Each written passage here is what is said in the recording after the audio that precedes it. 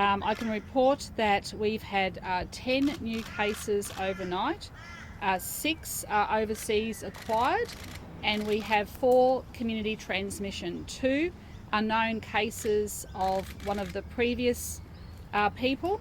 Then we have 2 under investigation, but we believe one of them is a nurse from the PA hospital.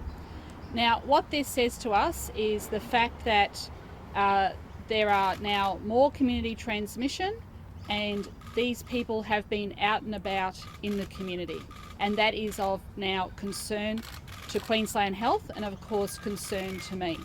So Dr. Young will go into more detail about these particular cases, but what this means for Greater Brisbane is that we will have to go into a 3-day lockdown. This is the UK strain. It is highly infectious.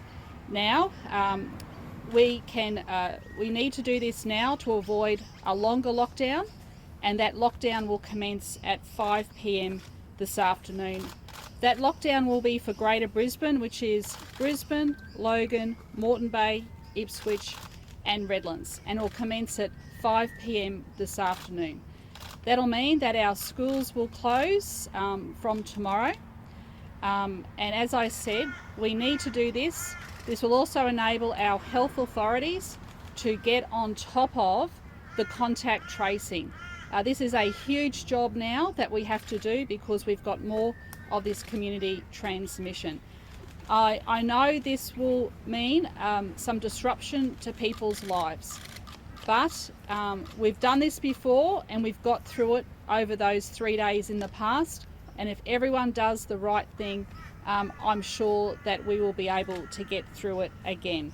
So that means that people will only be able to go out for those 4 essential purposes, and Dr. Young will go into more of that in detail, but of course those 4 essential services are for food, for exercise, for essential work, and of course medical. Now, the other news is that one of these people also travelled to Gladstone.